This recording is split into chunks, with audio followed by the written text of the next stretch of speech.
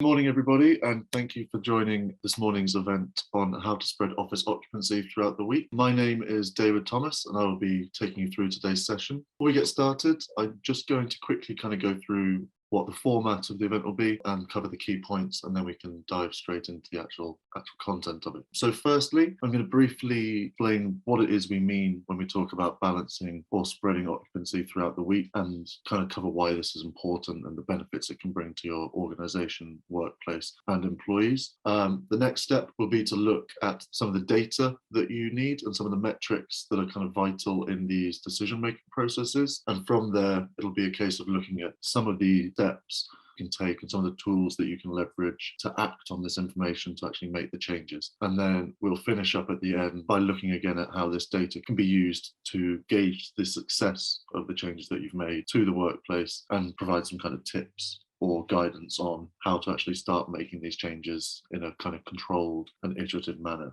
So firstly, I just want to summarize what it is we mean by balancing or spreading occupancy. And it's largely to do with the differences between your peak occupancy and your average occupancy, and ensuring that you're not using space wrongly or incorrectly by providing spaces that aren't used very often, but you have to accommodate them because that's your peak capacity.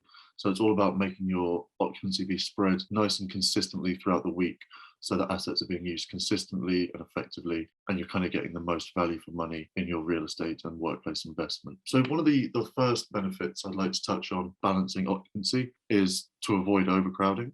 If you have days in the week where there are severe peaks, it's quite likely that you'll bump into frustrations where you can't find a desk near the people that you want to, you can't get a space to collaborate with the colleagues that you need to, even little things like having to wait for an elevator for quite a long time. These frustrations do bubble up, and it's better if you can reduce them as much as you can and enable people to work in a nice, easy, convenient, and just kind of stress-free way. The second point, and this is probably the most important one, and that's by balancing occupancy and removing those severe peaks. That's when you can really start to identify the opportunities to optimize your workplace and find the areas which are ripe to be changed because they're not being used so infrequently anymore. You've got a grip on your occupancy levels, so the excess space is what you then have to play with to make changes and improvements. Similarly, if that's kind of the workplace and facilities perspective, there's the real estate perspective as well, which in terms of financial planning is very significant. If you are having to maintain a certain square footage because you've got high peaks, but then for a lot of the week it's empty, then you're paying for space that you don't really need. And by making these changes, you can then start to think more critically about your lease events or your downsizing or about your real estate requirements in general. And until you start to bring these peaks down and get a more consistent average, it's not something that you're as likely to succeed in. The fourth point that I want to touch on is a more employee-centric or people-centric one, and that's promoting workplace culture. In this kind of age of hybrid or flexible work, the role of the workplace has changed, and as it's empty on some days and full on others, it can be quite a disjointed experience. And by kind of recentering the workplace as this continuous hub, kind of like the heart of an organization, by encouraging constant usage, or at least consistent usage rather than constant, it kind of brings it together as a place where employees feel more comfortable and feel more inclined to do good work, and also encourage the social aspect of it. The final point that I'm going to touch on here is the importance of minimizing underutilization. So it's kind of like the optimization point, but from a kind of spend perspective, or just again another optimization point of just, you don't want to have spaces sat around that are being used twice a week and you're spending good money on, you're spending to power the room that is occupied, but it's not being used. And each underutilized asset represents a space that could be better. It could be something that employees would rather be doing there. And even if it's not a desk, you can make some collaboration spaces, and that will all be a better return on for your money. So now that we've got that kind of covered, I just want to talk quickly about some of the metrics that really help you dig into these patterns and identify them in the first place. So you need quite a lot of data for this. We would recommend using an occupancy solution that uses sensors that gather data continuously in real time, because this enables you to identify patterns from months to weeks to days to the hour, and you can really then start to drill down into how different spaces are being used, different assets are being used, how different groups are working, how your employees and your workforce is behaving. And once you understand this, you can start to think about what you can do to kind of influence it. And without this information, this is quite difficult to do. So the first graph I want to draw your attention to is the top left, which is desk utilization percentages on a weekly basis. And this graph shows the average utilization on the bottom versus the peak utilization on the top in red. And what you can see is there's a significant gap week to week. They do follow a trend, like the same pattern. So this covers a 3-month period. And as you can see in the middle, where there's a serious drop off here, I believe that was half term. So clearly some parents decided to stay home with the kids that week. So there was a drop in both the average and the peak. But in general, there is a big gap. And what that big gap represents is spaces that are being used throughout the week very infrequently. The peak is far higher than the average. So there's a significant amount of space there which is only being used on a very infrequent basis throughout the week and is therefore not being used effectively, and you're not really getting a good return for your money on it. So this graph here is what you would probably want to look at if you were trying to identify on a high level, kind of wide lens approach, what's going on in my workplace? Do I have this kind of problem? But you can't really act on that graph alone because you don't know when this is happening, why it's happening, who's doing it, that kind of thing. And the next step in actually understanding that is to look at the daily spread, which is the graph beneath. And what you can see here is how averages versus peak changes throughout the week. This is one of the weeks from the above graph. And what you can see is that there is a group of people or an amount of people that are consistently coming in throughout the week. And this could be due to perhaps the nature of their role requires them to come in. Perhaps they don't choose to work at home because they're not as effective and they know that, or perhaps they don't have the ability to. There's any number of reasons, but there's always going to be a kind of core group of people that are coming to the workplace on a daily basis for whatever reason, and they need to be accommodated for. But also what we've seen due to the rise of kind of agile and flexible working styles is the need to accommodate for people who are more free to set their own working schedule. And what has happened a lot, and the reason that we're running this webinar in the first place, is that people are seeing that Tuesday, Wednesday, Thursday significantly more busy than Monday and Friday. And it's changing the nature of the office, and it's meaning that space isn't being fully utilized throughout the entire week. So combined, these graphs kind of show what trend is happening and what problem needs fixing. But to do that, you kind of need to get a bit more granular again, and drill down into the actual specifics of how spaces are being used. And the way to do this is to set up the sensors, the occupancy solution, and tag those sensors accordingly. So it won't just be like, this is a desk that is in use. You can then say whether that desk is a collaboration booth, collaboration table, a desk, informal or social, any which way you can think to describe your spaces. You can then start to compare and see which are in demand, which are not in demand. The same with anything really that you can think of to describe it. So what floor it's on, whether it's bookable, that kind of thing. You really want to be able to compare every single facet of your workplace to work out what is in demand and what is not. And then you can start to see how these assets are used on average and how they're used on peak. So maybe you've got too many of a certain thing or not enough of something else.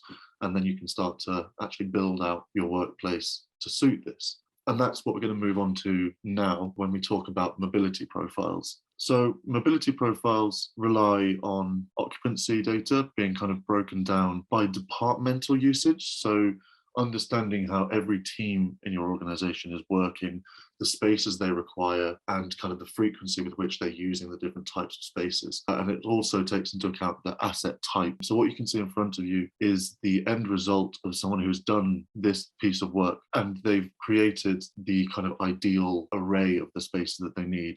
So the amount of fixed desks, semi-fixed, semi-mobile, and mobile spaces broken down into the different type of assets they provide. Once you've done this, you can start to create the workplace which will always be able to accommodate the people that you have and fit it exactly perfectly. And it's kind of like once you have these departmental profiles, you can then start to rearrange them throughout the week so that they slot in together without having these enormous peaks. But so it's kind of like a game of Tetris in a way.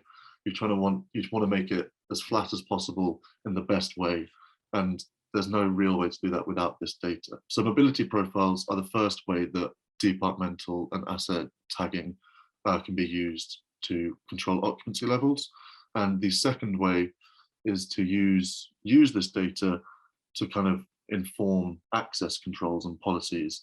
And we do this through a booking tool. So once you know how each department is working or how each department is using space, and you want to start to be able to control that a bit or implement that, you can then start to set preferences or permissions on booking apps. So you can say, right, marketing, you're free to come in on these days, sales these days, and then start to actually kind of like top down have a modicum of control over the occupancy on a daily basis.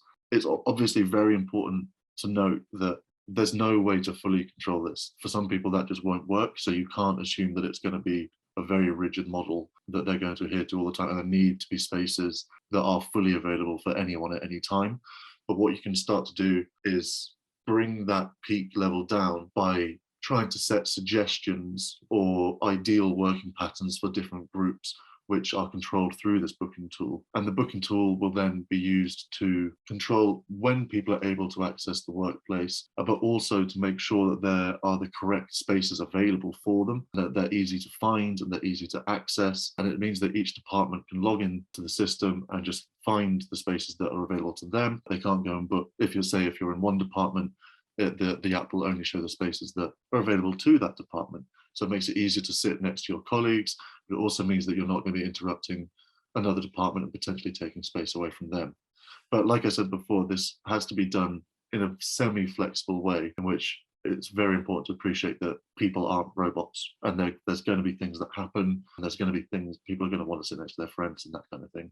But then there is a second benefit to using a booking tool such as this, and that it provides you with an extra level of data.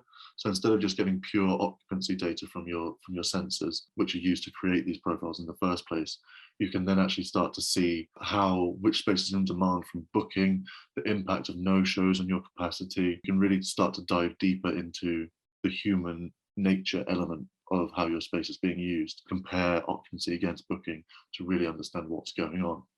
So finally, and just before we finish for the day, I'm going to briefly touch on how to measure success. So on the left, we have the graphs that we saw at the beginning, where there's a severely wide gap between the two here, and there's a big difference in kind of like the bell curve of the red and the constant line of the blue. So this is where you've got the issue. And on the right is what we've mocked up as what would be a kind of a better scenario to be aiming for, where the gap is far smaller and there's less difference between the tops of the bars. So peaks and averages have risen, averages have risen, peaks have dropped, and there's far less differentiation between the two. And what this means is that space is being used more consistently. There's obviously still the same amount of space available, but now a lot of it is able to be repurposed. And you can go back to that asset usage data and identify which spaces those are. And you can then start to think about what else would I like to do with that space. But it's also very important to remember that success in this term isn't only data driven. The workplace is, at the end of the day, a place for employees, and the changes that you're making, it can be very successful from a data perspective, but you need to remember the human element of it and bring in some qualitative data as well as quantitative data to ensure that people are happy with the changes you're making. So pulse surveys, that kind of thing, just getting regular feedback from employees, managers, everyone, because you don't want to make a drastic change and then think that you've done something very good and find out that actually everybody hates it. And that brings me on to my final point, which is the importance of making these changes, what we describe as an iterative process. So using this data to establish a problem, identify an area that you can potentially impact, making a small change to that area, and then comparing the results before and after the change to see if it's gone in the direction that you wanted it to. If it has, continue making changes along a similar vein. If it hasn't, it's quite easy to reverse. You haven't made an enormous change, which is going to be time consuming and costly to kind of reverse. It's far better to do things piece by piece in a very managed and strategical way. And that way the impact to employees' working lives will be minimized. And also your ability to gauge the success of it will be an ongoing and more controlled process as well. So that is everything from me today. I'd like to thank you all for coming. If you have any questions, please do reach out to us, and we will be sending a recording of this through to you as well. So thank you very much. I hope you have a good day.